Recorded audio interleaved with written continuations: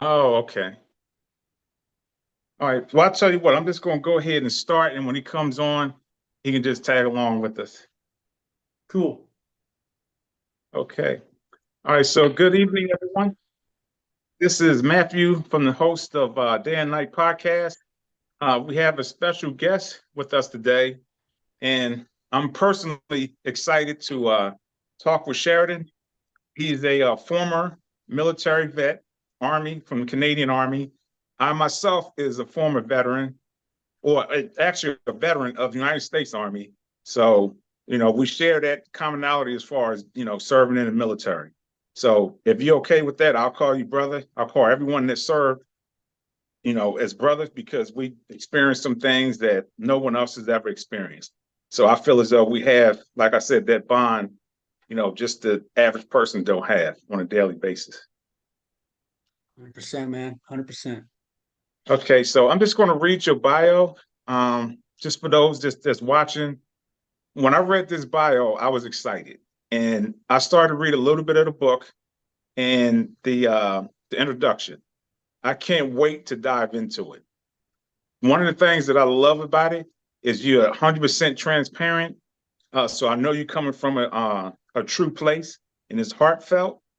And I can tell you put your heart and you put your all into it. So I can't wait to read it. And I highly suggest everyone is watching to pick up this book by Sheridan Taylor, Not Okay, Okay. Okay, so with no further ado, Sheridan Taylor is a Canadian Army veteran of 17 years, a former correction officer, and suicide survivor.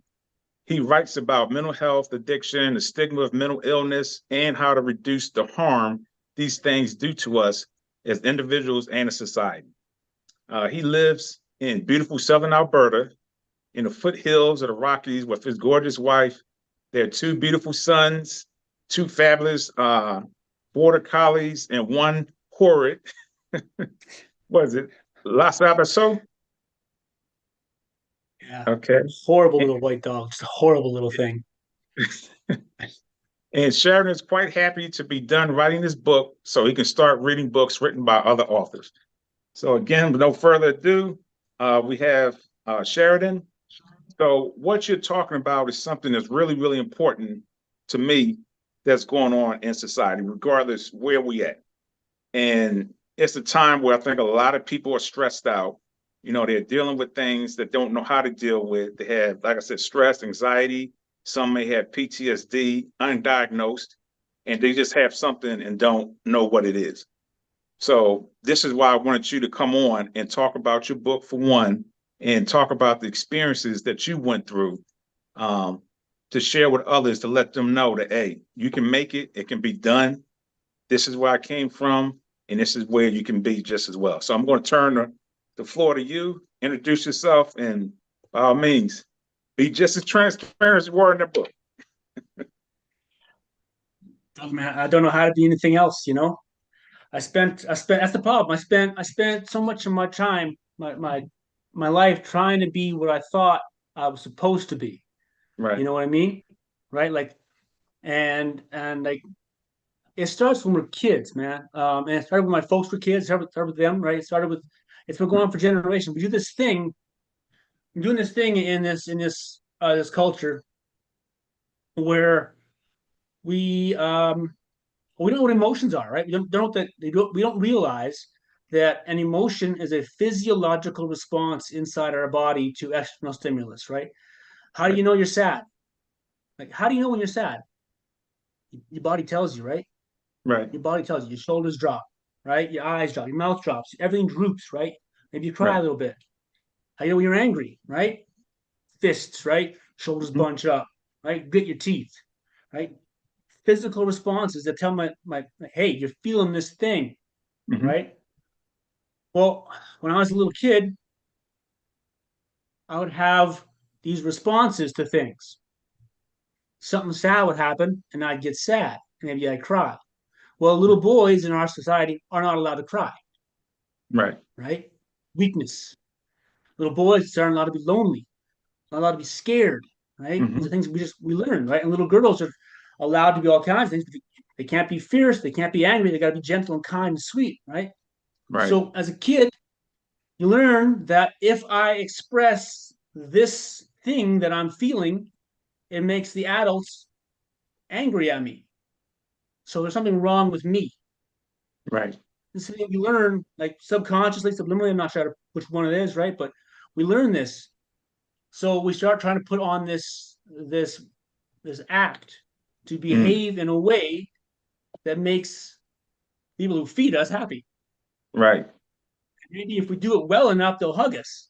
That'd be Right. great, right? Yes. Maybe I can make daddy smile, right? So this is the thing we pick up. And just I wasn't real good at it, but I tried. And then I took that to extremes, right? Like I turned it into, I made myself be the baddest, scariest dude I could think of. So I could scare him because I was scared, right? Right. Scary men become scary men because they're scared little boys. Mm-hmm. And I kept putting on a little bit of overcompensation, you know what I mean? Yes. Just a little bit, right? They're great tasks, don't get me wrong. I mean, they look great, but really, really, skulls? They need skulls, right? But so I kept I kept riding that crazy train until I couldn't anymore.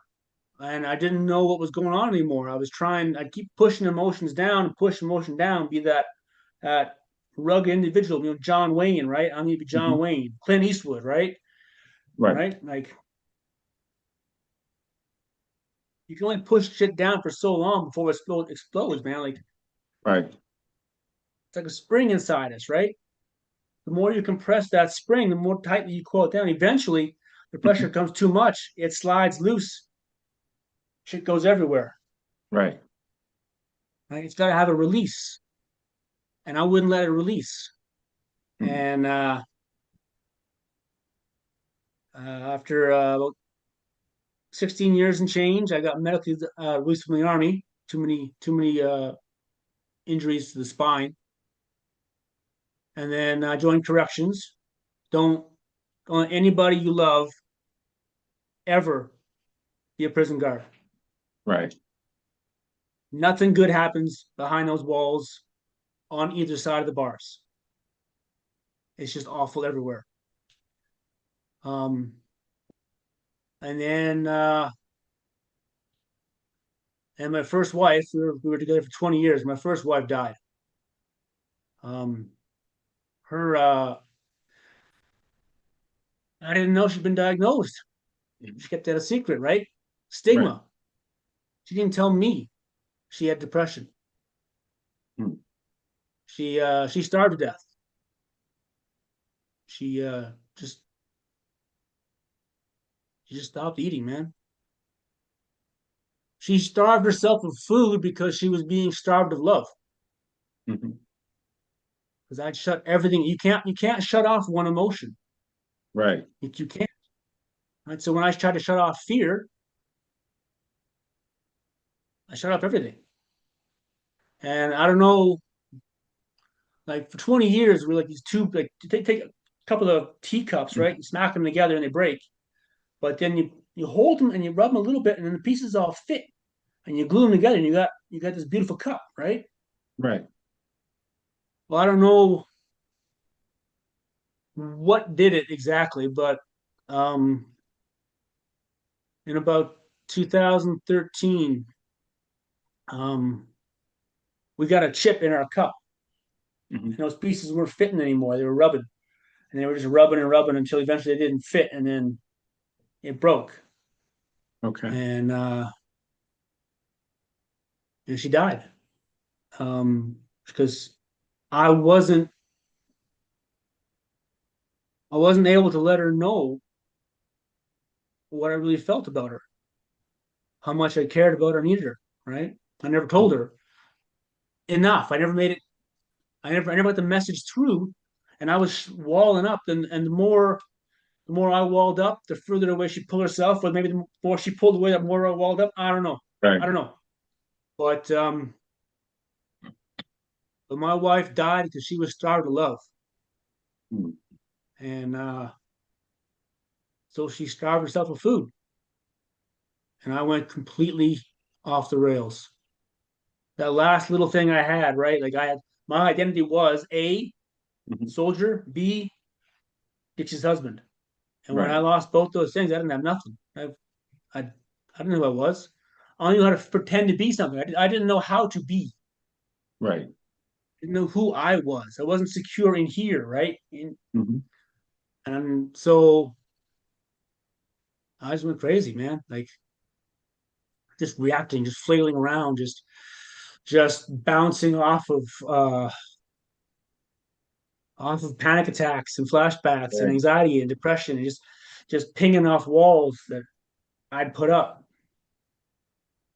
And then you know, then a little over a year later, um, I got a son on the way, my first kid. Mhm. And I got a new wife, and I'm in a new house, in a new city, Right. working in a new jail. Right. And I'm not even sure how that all happened at that point. Right. But I knew that if I didn't do something real important, my little boy, because I had his baby now, right? Mhm. This thing that needs me is going to turn out to be just like me, Right. right? I'm going to fuck my kid up because like I got fucked up. Right.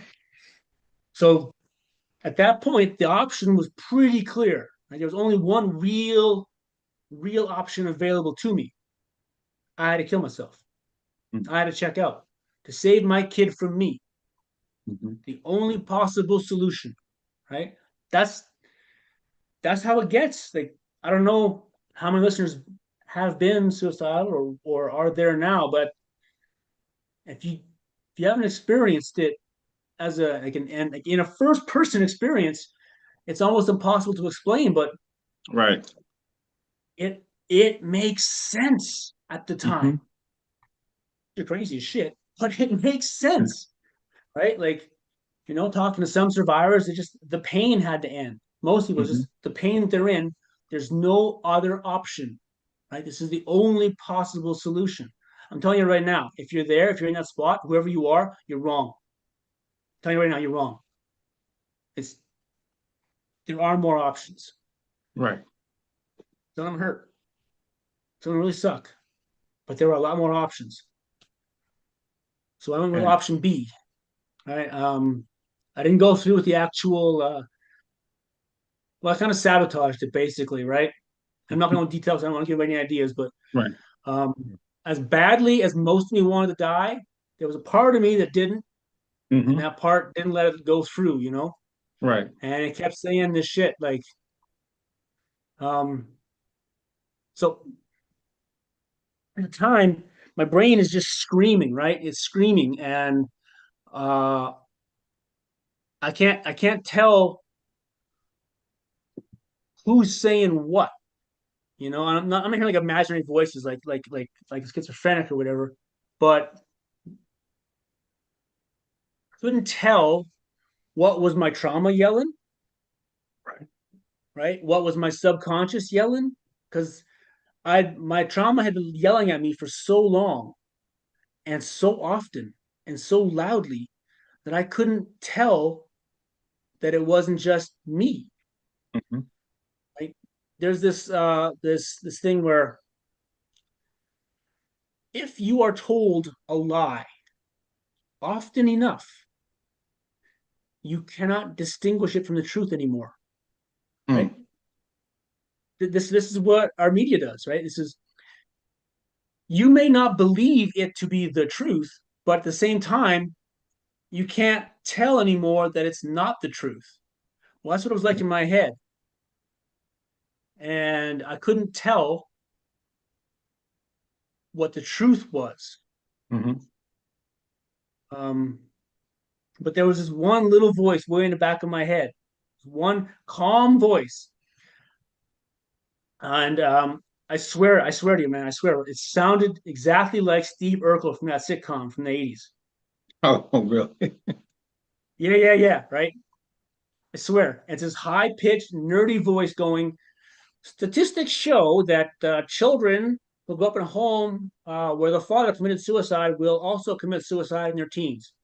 Wow. Uh, Statistics show that children who grow up in homes without a parent do less well than, and just on this steady Mhm. stream of really annoying facts.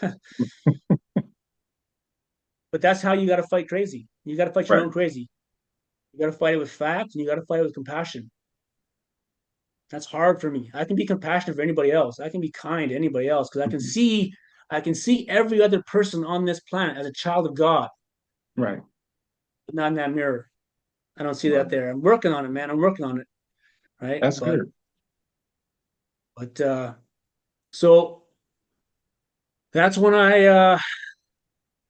and part of it too is, you know what, I realized too that if I kill myself, I'll never see my baby again. Hmm. You couldn't do that. I couldn't stand being around him because I was so scared. Hmm. But I couldn't stand being apart from him.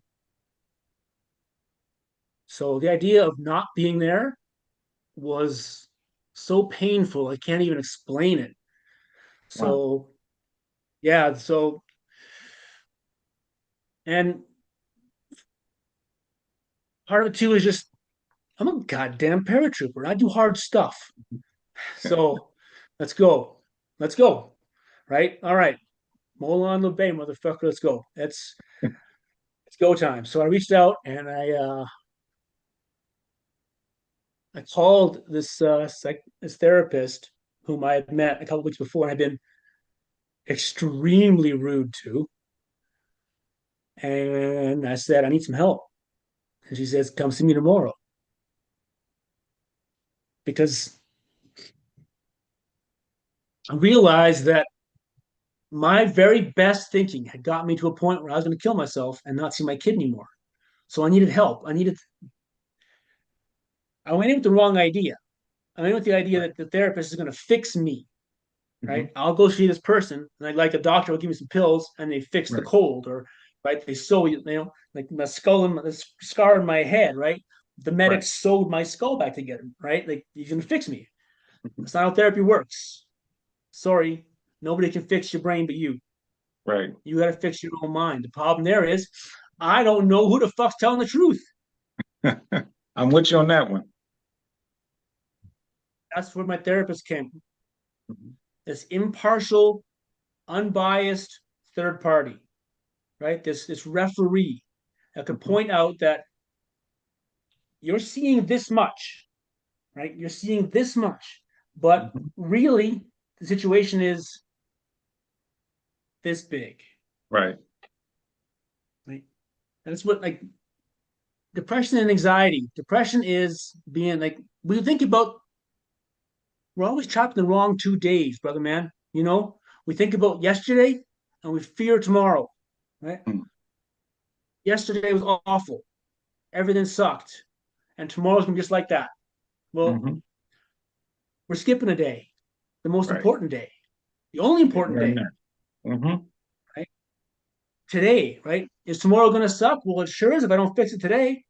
Yes, sir. Why did yesterday suck? Because the day before that I didn't do shit. Hmm.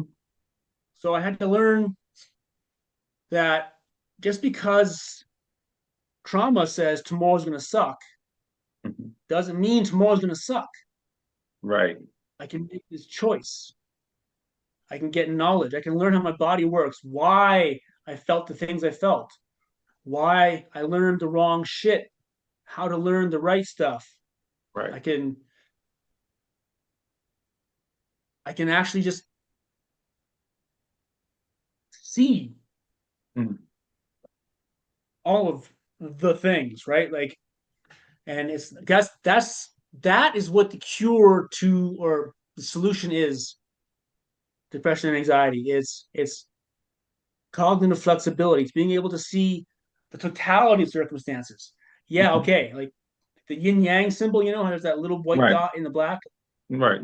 That's that's life, man. There's always a little bit of good somewhere. There's always a Hmm. little bit of bad somewhere, and that's just the way it is. Right. Now, maybe it mostly sucks. That happens, Right. but when you're trapped in depression, anxiety, PTSD, we trap ourselves in victimhood. Hmm. I'm helpless. I can't do anything about this. Right. Everything's been so bad for so long. I can't do anything about it anymore. That is the lie mental illness tells us. And then it tells us you can't do anything about your circumstances because you're worthless. You should have fixed it. You should, right? But you didn't, and now you can't. So then next lesson that illness teaches us is A, you're worthless. B, because you're worthless, because you have no value, Hmm. no one loves you. I Hmm. told myself that, well, this is the thing that's very common in addiction, especially. I'm an alcoholic. Uh, I pushed everyone away from me. I isolated. Right? Hmm. I walled up in my fortress and pushed everyone away. And I told myself that they're leaving me Hmm. because I'm undeserving of their love and affection. I'm not good enough. I'm less than. Because true healing can only happen with connection, Yes. right? Like, you know, man, like, doesn't matter how awful everything is. Hmm. If you got some brothers around you, if you got some people to your left and your right suffering just as much as you are Hmm. and holding you up, Yep. you can do Makes a anything, big difference. right? Like, you can survive and thrive anywhere if you know you're loved. Hmm. So the illness, I picture like a virus, you know? For the illness to live, I have to be isolated because if you can see it, you can fix it. You can fix it. You can fix it. I can't fix it, right? Right. It's not. You can show it to me, and then I got to fix it. Hmm. And I would tell myself, you know, I didn't know I was saying this to myself. I didn't know until years later. But I was telling myself that everyone is leaving you Hmm. because you don't deserve them. You don't deserve to be loved. And then since everyone's going to leave me anyway, I would just push everyone away from me. Right. And then I was all alone. We can't survive alone. Hmm. Like the reason why I learned the cure to mental illness is connection. Um, the reason is very simple. Like we as human beings are a mammal species. We're mammals. Right. We are a group mammal species. That's why we love dogs so much, Hmm. right? Like we're now, maybe you consider yourself a pack animal, right? Maybe Right. you're a sheepdog or you're a wolf, or Right. maybe you picture yourself as a herd animal, right? Hmm. Right? Or you picture your whatever.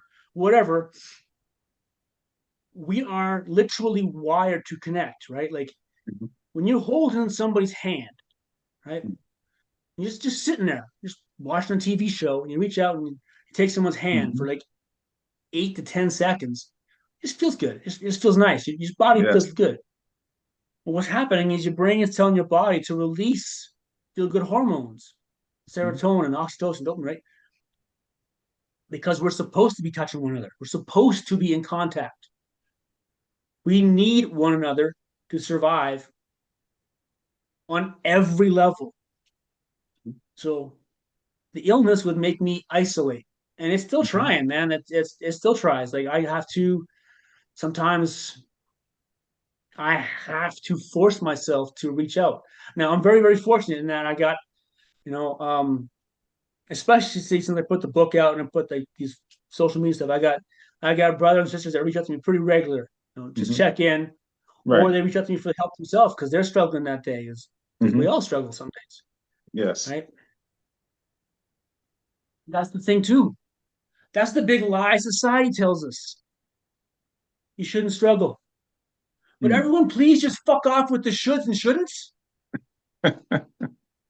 Like seriously, we have this idea in our culture, and social media is so bad for this, man. Oh, Where yes, it is. The we worst. should be happy all the time. We should always Hmm. be happy. Well, you can't. Happiness is like it's a cup of coffee, Hmm. perfect temperature, just the right cream and sugar ratio, right? Right. And then it's gone. Right? I got my Hmm. coffee. I'm happy. My coffee's gone. Okay. Well, I was happy. That's Right. it. Right?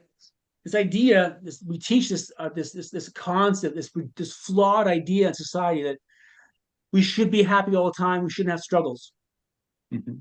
Everything should be okay all the time. This idea that if you're struggling, something's wrong with you, Hmm. right? You're broken. You're flawed. How about you're human and you're having a shitty day, Right.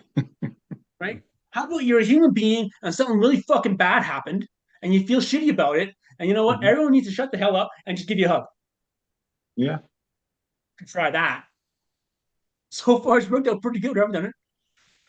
that's We have this good. idea that we shouldn't struggle. Well, here's the thing: if you're struggling,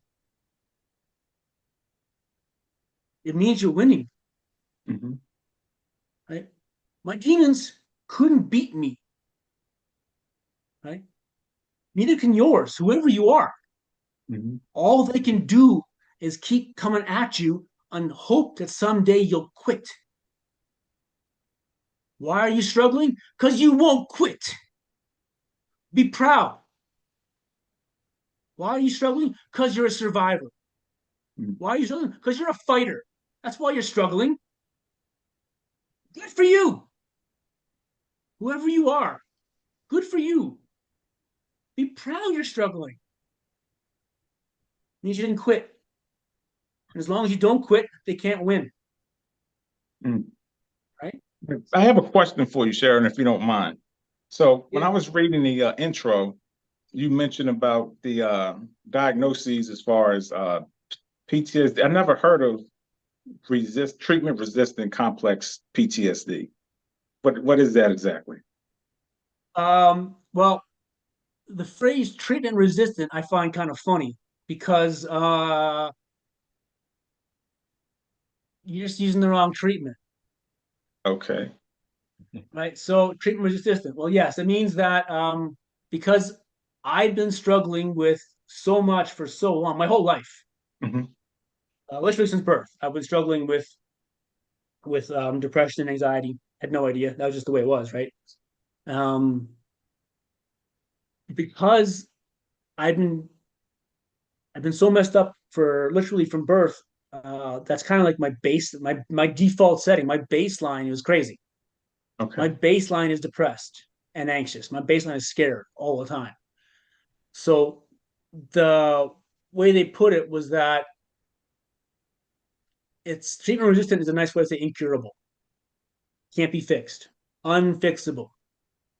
Interesting. They're wrong. Yeah, I was about to say, I know you don't believe that. That sounds crazy to No, tell no. them. Yeah, like well, dare me. Yeah, Oh, I can't fix this?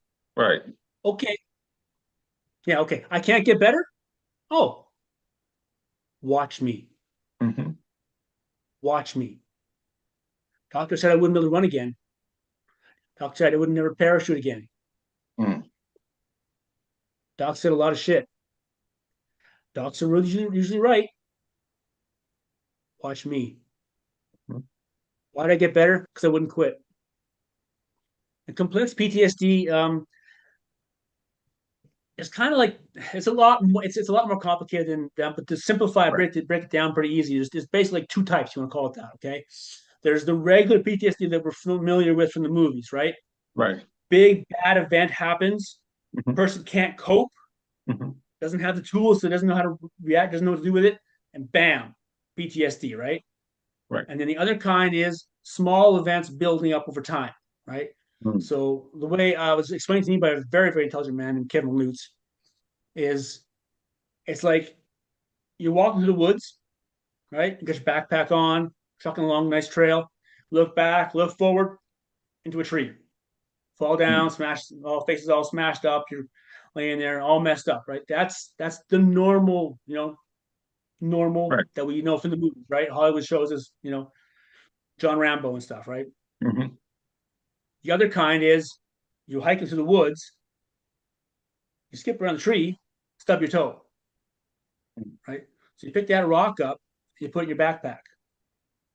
You walk along a little more, stub your toe again, new rock, pick that rock up, put it in your backpack. Keep on going miles and miles of stubbing your toe, picking up rocks, put them in your backpack. Mm. After a few miles, you got a real heavy backpack and a sore toe. Okay, I see. And that backpack weighs you down so much, Hmm. you just thunder You in, can't do right. Okay, I got it. right? Now, this is the other question I have because you have several things on there that you was diagnosed with. I don't know about you, but for me, I don't like labels. To me, labels is more detrimental than just saying, okay, um, work on this and giving someone more so like a solution opposed to giving them a label. Because I know subconsciously that plays on someone. Like soon as they hear it, they're like, "Oh my God, I'm clinically depressed," and they might make it worse than what it really is because they have this big fat label. So, do you feel as though after conquering many of the things you went through, do you feel as though labeling is a positive thing or a negative thing, opposed to just saying, like you said, just allow people to hurt and then love them at the same time, opposed to saying, okay, you have this, we'll medicate you with this. And from the experiences I've seen, a person could have just been going through something, and then once they went into the doctor and they did that test, and then they labeled them, okay, you're clinically depressed. It seemed like it put them more in a down spiral than it was before they went in, because now they have this label of, okay, this is who I am, and necessarily didn't have to embrace it and say that's who they were, opposed to let me just deal with it and get through. If that makes sense. Yeah, yeah, man. Like the same dude, the same guy, Kevin Lutz, psychologist, Mm-hmm. super scary smart dude, man. Like it's but he explained to me a few months ago actually that all a diagnosis is medical shorthand. It means nothing to the patient. The patient shouldn't even be bothered with it. All it Mm-hmm. is a way for this medical professional to tell that medical professional a lot of information in a Mm-hmm. real short time. Right. You're right. You're 100% right. All my shit, right? What do you want to call it? PTSD? Like, or like, do I have agoraphobia because I don't want to go outside? Is it Mm-hmm. germophobia? Is it who gives a shit? I'm Right. scared to go outside for no reason. I better go Right. outside. Like all the labels are is just a way for doctors to talk to doctors. Mm-hmm. For me, people that I talk with and work with, it's irrelevant Right. because if it's past a certain point, like schizophrenia, well, I Mm-hmm. can't do anything about that, right? Right. That is a serious thing that I Right. can't I can't do anything about. Right. Depression is a very serious thing that I can do a little thing about. Right. I can love the shit out of you, right? So all these the PTSD, anxiety, depression, addiction, Mm-hmm. they're literally all the same thing. It's Right. all the body having so like we had this idea too, this wrong idea inside where our mind is here. Mm-hmm. Like the gray matter in our skull is our mind. Right. That's not correct. Right. And this isn't I'm not a doctor. I'm not trying to Right. say I am. I'm breaking shit down as I understand it, Right. and hopefully some other body's hearing it can hear it the same way, right? So the gray matter inside my skull, that's my brain. Mm-hmm. But my mind is my entire central nervous system. All of my nerves. Again, back to the emotions. How do I know I'm angry? Because I get my hands turn into fists. I get Hmm. tunnel vision. My mouth goes dry. My chest starts to heave. I breathe fast, short, shallow breaths. Hmm. Um, I get that adrenaline, like all the way through. Like, how do I know I'm angry? That happens. Right. That also happens when I'm scared, Mm. right? So now I got to try to figure out what's going on there. Well, all of that shit is all a result of me not being able to understand what signals my body's trying to tell me, what my Mm. emotions are, trying to suppress them, push them down, and not deal with them. Okay. So the solution to all of it, all of my shit, addiction, was connection. Also not Mm. drinking, very Right. helpful, right? But I was a dry drunk for decades. Like I didn't touch alcohol for 20 years, Awesome. but I still had all the same shit going on in here and in here. I Right. wasn't dealing with the actual problem. The Mm. alcohol wasn't the disease, the alcohol was a symptom of Oh, the disease. right. The depression wasn't the disease, right? I didn't shower or eat for days and nights at a time. That's not the disease. That's the symptom, one another symptom of the disease. Okay. And so because I was so numb, I didn't want to eat or shower or take care of myself. I could hide behind booze. They're just symptoms. And then I can only stay flat, numb for so long before my body needs to react. And I would go from shoot from hypo arousal up to hyper arousal. And you've seen those guys and girls, right? Walking Right. around right, on edge, on guard, screaming, yelling, but just right. That's I would be up there. I would spike. I would have superhuman energy for days. I wouldn't sleep for days and nights on end. I'd be moving all the time, but I'm scared out of my mind. Didn't know I was scared. I was terrified out of my fucking brain. I had no idea I was scared Mm. because I didn't know what my emotions were. I couldn't tell what the signals was coming from my body.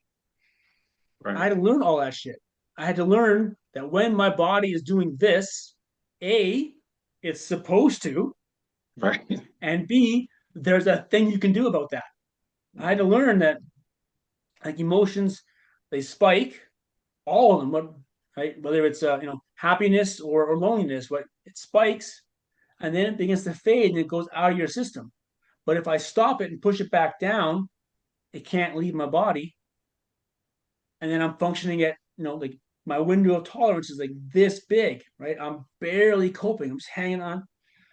So that was actually a huge step forward and step back at the same time in my treatment because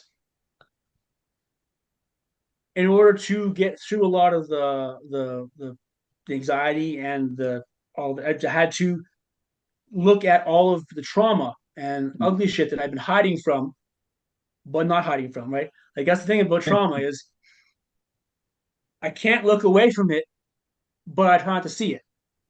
Right. So I lie to myself about it. Mm. And that's the beautiful thing about mental illness. It hides behind itself. It's Mm. it's almost like I said, I picture it in my head a lot of times like a virus, like a cartoon Right. virus, like you know what I mean? And by giving it that face, I can like I have something to fight. Right. So if it's all the same problem, if the actual problem is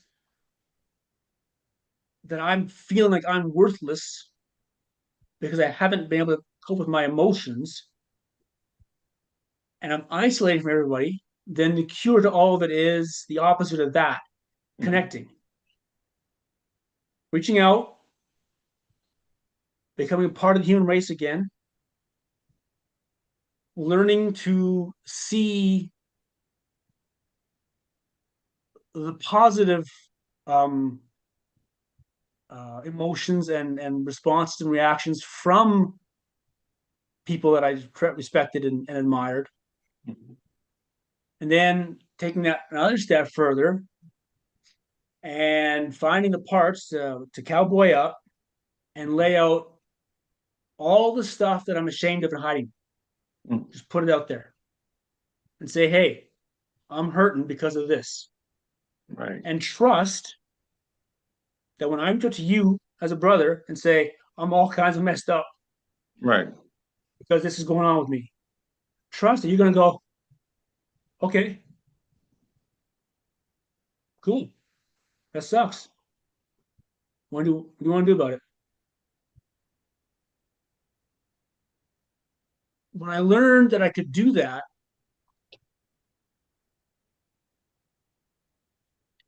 that's what a shrink is, right? They're a professional listener. When I learned that I could actually be strong enough to stop hiding, be brave enough to be vulnerable and Mhm. say, hey, I'm scared, I'm lonely, I'm whatever. I started getting people going, yeah, me too. Yeah. And getting that connection, that that is what fixed all my shit. Mm. The problem is the disease is not the symptoms, right? So all the labels they put on me, that's something I asked for. Like I demanded, what's wrong with Right. me? Give me a name, right? So I did. Yeah, sure. You got this, this, and this, and this, and this. You happy now? Uh, no. Okay, good. Let's fix it. Oh, yeah, okay. But then there's all the bits and pieces of getting it, of fixing it. Mhm. So I would be in therapy and I'd make some real progress in some stuff. And then I'd almost get to like a big thing, you Mhm. know? But the mind cannot distinguish. Humans are remarkable in this way. As far as we can tell, humans are the only animal that can't distinguish between an actual current present threat Right. and an imaginary threat. Mm. That's what a flashback is in many ways, right? Something happens in your current circumstances that causes your nervous system to think the exact same thing is happening that happened before. Mhm. And then your nervous system reacts the same way as it did before. So I'm at a Japanese restaurant. My wife's having the lovely meal, Mhm. and suddenly I can't even order. I need to kill something. I'm having I need to fight, but there's no reason to fight. There's Right. nothing here. The waitress is lovely. My wife is lovely. Meal's delicious. Something triggered a sound or a Mhm. scent. No idea. Made my body think the same thing is happening at some. I don't even know what the fuck time, like what Right. event it thought was happening. All Right. I knew is it's go time. I was soaked in sweat, and I was. Mhm. But when that happens, right, I'm feeling this, and there's no way to not feel it because it's very real to my Mhm. body. My like what little part of rational brain is left is looking around, going, "What's your fucking problem? There's Right. nothing here." Right. But now I'm crazy, Mhm. but I can't tell anybody that because they'll think I'm weak. Right. So again, getting to the point where I could go, "Hey, I'm having a really bad reaction for some reason. I don't know what it is or why, but I'm freaking the fuck out." And Mhm. then have my wife go, "I can see that. Let's breathe a little bit. Focus on Okay, where so you are now." I have a couple more questions. So you brought up a good point. As far as with PTSD for soldiers, I know that can affect the average citizen as well. But did they medicate you, give you medication? Because you spoke on connection, and you feel as though that's what broke you through. So what's the difference between the medication and the connection? So do you feel as Oh. though the connection is it trumps the medication? You don't need it. Just find that connection and work your way through it. If you can, perfect. I couldn't because I would have these panic attacks, right? I'd be working towards something, right? Some focusing on dealing with some specific trauma, and then my brain would think, would feel, okay, we're going near the we use my we use Dixie's death, right? Um, going towards that would cause emotions, right? Sadness, guilt, shame, like remorse, just all this ugly, punishing emotion I would have. And so my brain would go threat, threat, threat, threat, anxiety attack come over top of me, flashback, panic, and I couldn't get to the actual problem and deal with it. So I'd make all this progress and then have a flashback or anxiety attack and get pushed all the way back to zero again.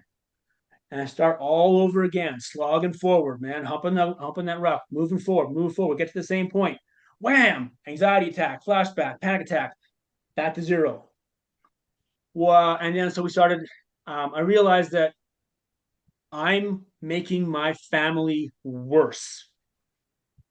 I'm harming people that I love. Right. So the only option I had that I could see was finally to man up enough to take some damn meds. I Okay. fought. I don't do meds. I'm a drug addict. Fuck that shit. Right? Fuck weak. Right? Well, turns out I did.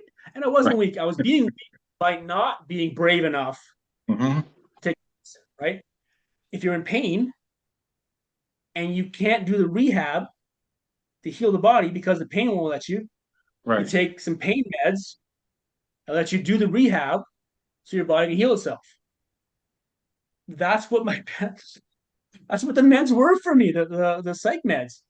Like I was on a hockey sock full of meds for a while, right? Mhm. And we had to figure out what was what, and that was a nightmare too, because some they can't tell. They Right. can't get better at it. But when I was doing it, there was like one of these three kinds Hmm. here. So try this one for a while. And it might turn me into a zombie, which I preferred, to terrifying my wife and child. Right. I'd rather have been a drooling zombie stuck in a corner, propped up against a dresser, Right. than a psycho. I was a psycho at times. I was a Mhm. complete lunatic, right? Like screaming in psychotic rage because the towel wasn't hung back up. Right. You I was yourself, there. I've been there. right? So the meds were what I needed to use to bring the anxiety levels down enough that Mhm. I could take that next step forward in the therapy. And the meds were also there to help keep me from crashing back into depression too. So I was Okay. on anti-anxiety meds for going too far up, and antidepressants go too far down. So I try and stay somewhere in like a narrow, or not narrow, but like a pretty broad Right. uh, spectrum where I could operate quasi normally. Got it. So the meds were vital for me for the longest time. And then over time, as I tried more therapies, and more modalities, as the site called it, um, I would I would stabilize more and more on my own and need fewer and fewer of the meds until I'm at the point now where I'm basically off all of them. That's good. I Yeah, it's because That's excellent. but I had to keep learning every time I drop a med. Okay, you're Right. having reactions. You're Mhm. having normal reactions. Right. You're supposed to feel what you're feeling right now. It's all right. I have to coach myself through all that shit Mhm. and keep like, hey, hey, breathe. No, 4 breaths. Okay, good. Now stop. Look around you. What do you see? Okay. Now, the reaction you're having in your body right now, Mhm. do you really think this is an appropriate level of rage to your Tim Hortons order being wrong at the drive through? Like, do you really think you need to get out of your truck and go kick in a window? Right. Just stop and think, just hang on. Mhm. Okay. All right. Like, I have to walk myself through shit like that all the time, until I get to a point where, like, oh man, Yeah. coffee's messed up again, right? Right. Right. Like a person should be, right? Mhm. So I'm not telling anybody go take meds. I can't. I'm not going to tell anybody what to do with their life. Mhm. But I will say that if I hadn't, I would not have been able to recover. Right. and I wouldn't have made the breakthrough that, well, after I was on the right combination of meds for about 6 months, um, I was starting to hear that same voice that saved my life Hmm. at different times, different places, different points, right? Like I said, like, Right. okay, don't follow the guy cut you off. Don't follow him home and beat up in his driveway. Don't do that. Don't do that. Right? Yeah. That's not a good idea. So I wouldn't eventually. Right. That same voice. One day I'm in the jail. Right. I'm working, and the doors are all like they're all pneumatic. Right. They air pressure, and then one big steel bar slams back and forward. It's a horrifying sound. Right. Right. It's a dungeon. It's awful. But so the guy operating the doors is in a different location where they can watch you, right? And he pushes buttons, and doors Right. close. So until your hand touches the doorknob or the handle or whatever it is to open that door, it doesn't cycle. You Mm. could stand there for an hour in front of that door. And if your hands don't move, the door don't open, Mm. right?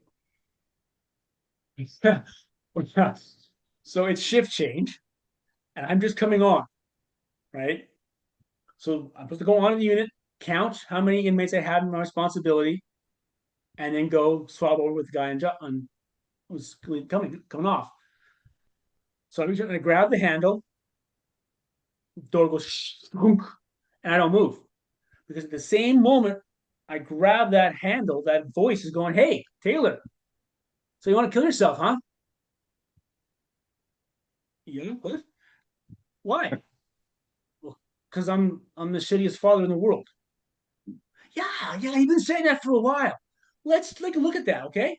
Let's look at that. So, have you ever raped your infant child? What? No. Well, then by definition, you're not the worst dad in the world, are you? Right. Have you ever punched your infant child in the face? Have you? And there's a whole horrible list of awful Mm. things.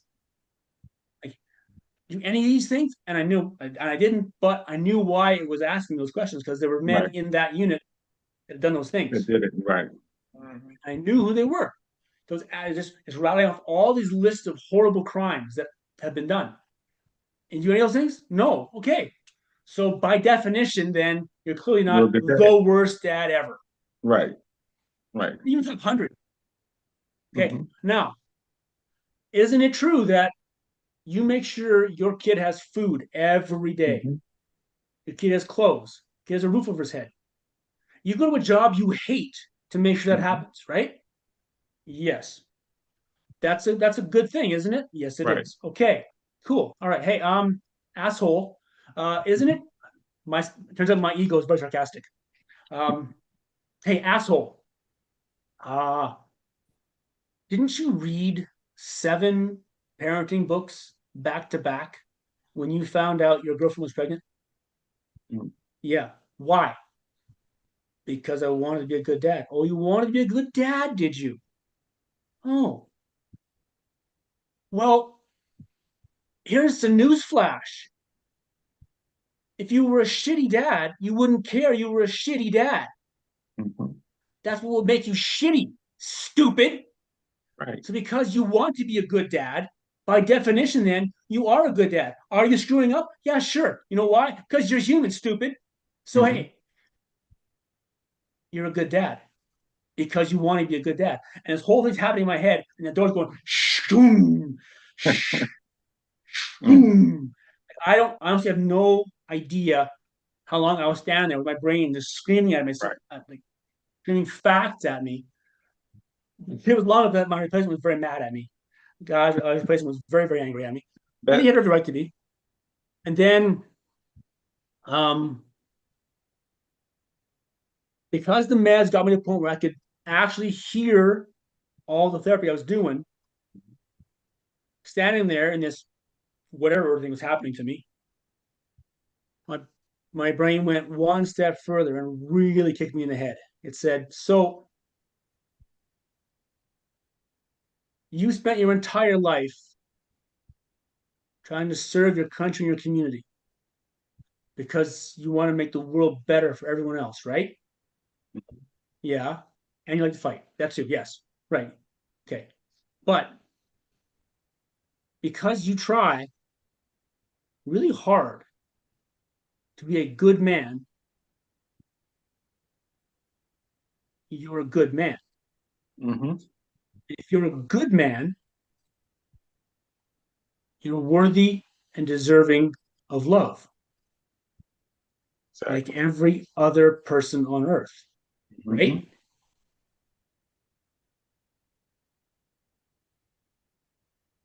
So that was when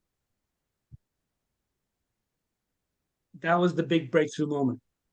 This idea that because I try as hard as I can to be as good a man as I can at all times, I don't make it.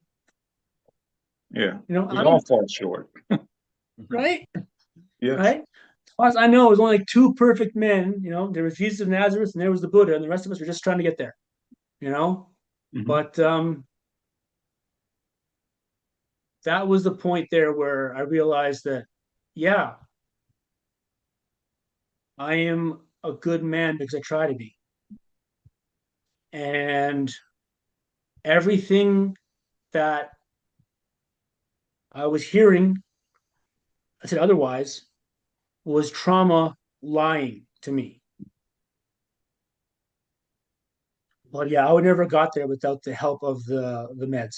I just just the fact that my body wasn't reabsorbing enough serotonin would have kept me from that. Right. Um, yeah, because it's all physical, right? When my body began to absorb reuptake serotonin at a more efficient level, I wasn't trapped in like the complete pits of depression anymore, and I could start working on stuff. So, can I answer your question? No, you did perfectly. That was good. So I just have two questions before I have to let you go. So one, I think you already spoke on it a little bit. When I was going through the book, I was looking through the table of contents, and the Johari window stuck out to me because that's something I always reference to my kids and people I know and my soldiers when I was in the military. So if you can explain what that part of the book is when you mentioned the Johari window, and what does the title actually mean? Not okay, okay. Okay, so the Johari window is this psychological model basically that was developed by two men, a guy named Joe and a guy named Harry. Mhm. Can't remember their last names, but they put their name together, Joe Harry, and it became the Johari window. And so the way it works is every one of us, if we think of a window with four panes, Right. right? Like, and four panes. We each of us have one part of the window, one pane that Mhm. we know this about ourselves, and everyone around us knows this about ourselves, Right. right? Like, that I'm covered in tattoos, that I'm a Canadian military veteran, that I have a great T-shirt on. Right? These are things that you know, and I know them too, right? And another window is things that I know about me that you don't know about me. For instance, you Mhm. don't know that I'm also wearing brown pants. Okay. I do, right? And then there's another pane where there are things you know about me. You're picking up that I don't know, right? Like something that you see or heard or something that made you go, oh, right? And I don't know that. And I won't know that until you tell me about it. Mhm. And then there's the fourth pane where there's stuff about me that I don't know and nobody else knows, right? That's psychological tics, thoughts, feelings about specific stuff that I didn't know I have. Right. So the goal we should all have as humans, not should, that's bad. Goddamn, now I'm doing it. A very healthy goal to try to work towards is to reduce that complete unknown pain as small Hmm. as possible. Because the more things I know about me, the more comfortable I can be in my own skin, the more the more faults and flaws I learn I have, the more I can work on them. The more I learn that you admire this or that about me, the better I feel about me. Like the more I know about me, the better off I am. And there are some things I will never be able to find out about myself. I will only be able to do that when somebody else informs me of it, right? And that was what therapy was me having all this giant window that I didn't know anything about me, but my therapist knew all that about me. Everything. Yeah, exactly. It out to me. So um, that's another thing. Where we need other humans because I can't fix the things about me that I don't know are wrong. That makes sense.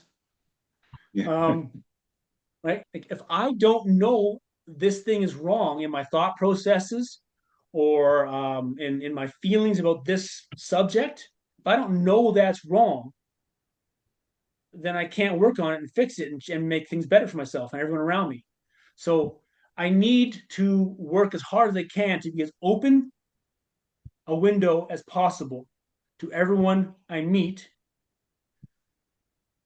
so that I will then get feedback from them Mhm. and learn about me through their eyes. And it's really hard and scary. Yes. It's it, it's the hardest thing I've ever done in my life is drop all my defenses. Hmm. And because I am who I am, living the hard way, I Right. started with inmates in the jail. Mhm. As a jail guard, I started my vulnerability exercises with inmates in the jail by dropping all my defenses with them in AA meetings in the jail. Um, and it was the hardest, scariest thing I've ever done in my life. I don't have to fight them. It's way easier, Right. way safer. I always win, right? Like, but when I started treating them like human beings, I started being able to treat me like a human being. Mhm. And when I started making those connections with the scariest people I knew, and we started finding our common humanity, we all got better. And that's only because I pulled my window blinds back and I found the parts to man up and be vulnerable. Mhm. So the Johari window, man, it's a real thing. It's Yes, I important. love it. Like I said, I reference it all the time. Okay, so now again, why did you choose that title, Not Okay, Okay? And why should people buy your book?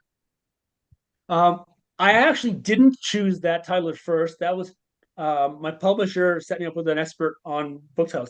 My book was going to be called "Shit You Need to Know." I like that.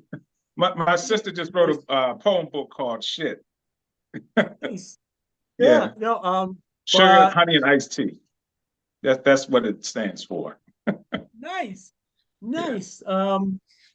So they pointed out that the title is too long, Okay. and people don't generally buy books with titles Right. that are long, and it will mess up the algorithm on Mhm. Amazon. Got it. So they set me up with this with an expert, and she got a bunch of things, and then yeah, she said not okay, okay, and some other things. I was like, hold up, back up a minute, back up. What? She said, what? Not okay? Okay, yeah, yeah, yeah, because no one's okay all the time, Right. and that's okay. It's okay to not be okay. That's what life is. Learning to be okay with not being okay. And then just like this whole Yeah. was like, yeah, that's the book. Yeah. That's it. go with that. I mean, I And love it. I love the title. It makes sense to me. It resonated with me when I seen it. So I don't know. yeah, okay, and yeah, now that's a pretty common thing. Like, how you doing today? I'm not okay right now. Yeah. Okay. What's up? Right? Like, I don't know. All right, okay, breathe through it. Right. Exactly. Okay, yeah, I just breathe through it. I'll sit there with you, like, Hmm. and that's like Brene Brown does the great bit about vulnerability and about learning to just sit with people where they're at, right? Hmm. And I had to learn to sit with me where I was at. Right. I could learn. I didn't have to learn. I'm very good at sitting with somebody else where they're at, right? I got nothing but sympathy and empathy and compassion and kindness for anybody that's struggling. Right. I got give me some of your pain. Hmm. I can carry your pain because it weighs me down. Nothing. I can carry your pain all day because it's your pain. It doesn't hurt me at all, right? But learning to sit with me and like sitting with me and not judging me Hmm. was really, really hard. And I still struggle with that sometimes. I still struggle with, like I had this massive bout with paranoia a Hmm. few months ago. Come out of nowhere, pointless, useless, just just came on. And I it stayed because I kept punishing myself for having intrusive thoughts, right? I should be past this. I shouldn't have to work this hard. I shouldn't be struggling. All this bullshit, right? Until finally, you know, I managed to go, hey,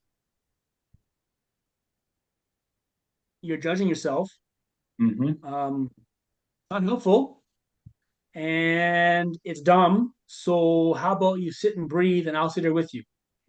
So me and I did that. We sat together and we just sat in it for I don't know how long, like a day, just sitting in whatever the hell was happening. And then it went Yeah. away. We definitely gotta be compassionate with ourselves. That's for sure. But Sheridan, I would love to sit here and listen to you all night, but unfortunately, we have to end it. It was a pleasure having you on. I learned a lot. Like I said, your book, I cannot wait to read it. And all the viewers out there, I'm suggesting that you get it. It's a good read from what I read so far. So please like, subscribe, comment, and Sheridan, if anytime you need anything, and I say this with sincerity, you can reach out to me. You have my email address, and I'll do the same likewise. Brother man, thank you so much for your time. Thank you. Thank you. All right. Enjoy your evening. Bye.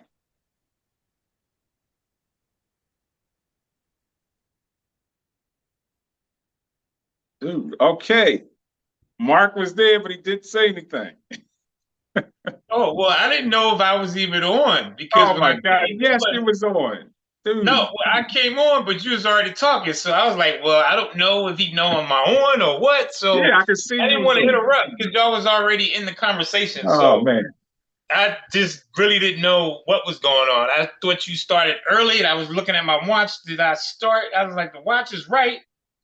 But I figured maybe you changed the time or something. I didn't know what was No, going on. he's So I just military, sat back so here. for us, early is late. So if you're not on Yeah, time, if you're not 10 minutes early, you're late.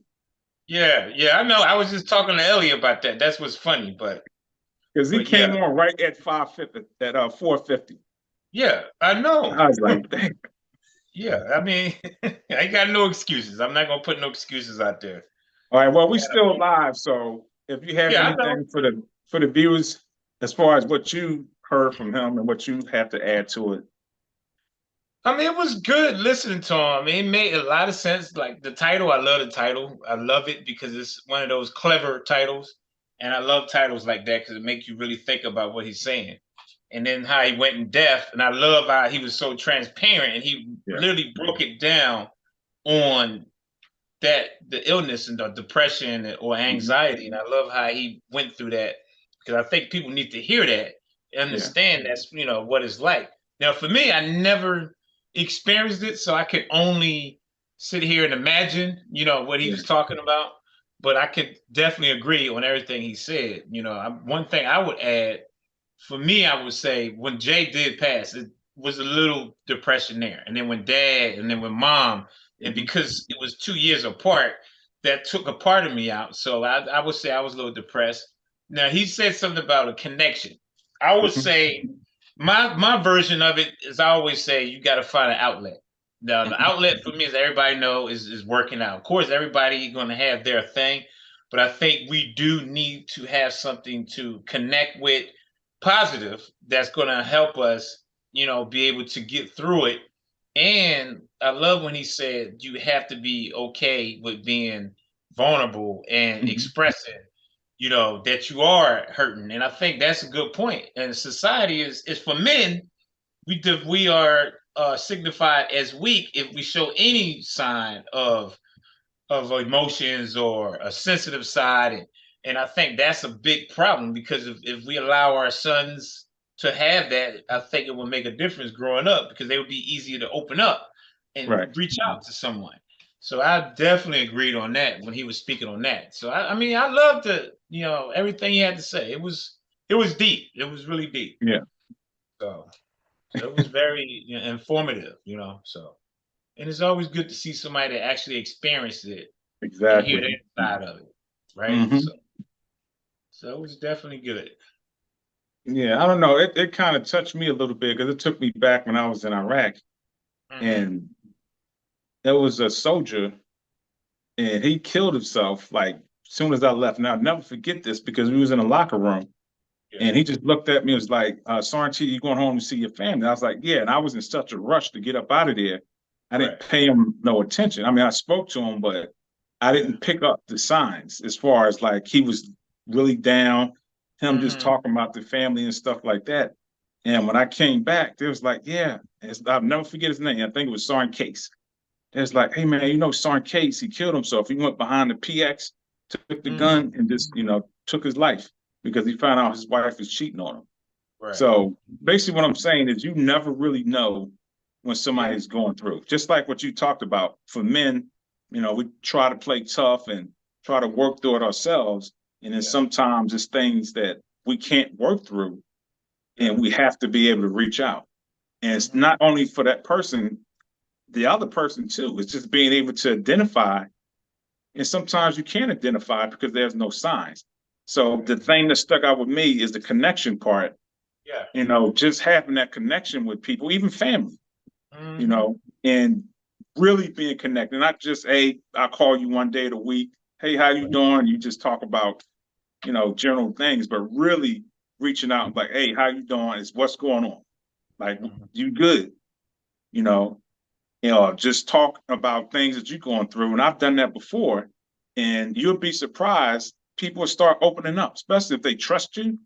Right. Then they're like, you know what? I'm kind of going through the same thing. And this happened Yeah. to me, so and so. And it'll do a world of good. Yeah. Now, I'm not saying I could have saved his life, but it's no telling what I could have said or Right. done Exactly. that could have gave him inspiration. It's like, you know what? I'm going to live. I want to live, Right. but I didn't. So anyway, that's just how I've perceived the whole depression thing and Yeah. um, Yeah. And that's true. PTSD. Because it's interesting. I just had an incident. Well, not incident, just something at work happened because I wasn't feeling well yesterday in the morning for whatever reason. I don't know if I had bad food, but I was just like trash. I just didn't feel it. And it's one coworker. I call her Bam Bam. Okay, if anybody remember the Flintstones and Bam Bam, the bad one that break everything, Yeah. well, I call her Bam Bam for the simple fact that she's always breaking stuff. Anyway, so when I say Bam Bam, that's the backstory on that. So I was, and with her and I, we always joke around, very playful. She has good energy. She's always in good spirits. So yesterday, I was just like I said, out of it, wasn't in the mood. I had some financial issues going on, and on top of that, I wasn't feeling well. So, and she speaks Spanish because she's Puerto Rican. So with her barrier of talking to each other is sometimes a challenge, but I understand her sometimes. She kind of gesture and all that to where I get what she's saying. She goes, "What's wrong?" And she goes, "Why long face?" I was like, "I just don't feel good." She said, "Oh, it'll be okay. Just let me hug you." And I looked at her, it's like, "Well, I don't need no hug." So the point I'm making is, yeah, it is sometimes we as men, again, yeah, I got to put us out there that we have that layer, that Hmm. armor that we don't need to show no sensitivity because that's going to make us appear weak. And it's funny because Deanna works with me as well, and we was in a break room, and she's like, "Dad, what's wrong?" I said, "I just don't feel well, and I'm just not in a good mood." She said, "I could give you a hug." And I went off for her and said it again. "I don't need no hug. I don't feel well right now. A hug ain't gonna do nothing for me." She just looked and was like, "Wow, okay." So I think that is important, like you said, a connection. We do need to connect and be able to be vulnerable. And she even told me that it's okay to be vulnerable. Like you can Hmm. open up and express yourself, and it's not a bad thing instead of holding it all bottled up. So, I'm coming to the means of understanding that, yeah, even at my age, you gotta understand that we can't keep having that stereotype, or like you said about the labels, that we ain't supposed to be sensitive or express ourselves and let other people know that how we feeling. So yeah, that resonated with me too, as far as the connection part. And then it's a guy at work, and then I'm gonna give it back to you, man. This is about last year, and the guy's always falling asleep. He's tired. He's falling asleep. He's standing up, and I said, "Yo, man, you need to go in the break room and take a break because if you fall asleep, and we work in manufacturing welding, so you fall asleep in one of the machines, you pretty much done." And he went off. I don't know where it came from. "I don't care what happens to me. If I die, I die. That's just the way it is." And I was like, whoa. And all of us, the employees, us coworkers, look like, okay, that's something totally different. That was something I didn't even know how to respond to that because it Right. was so random.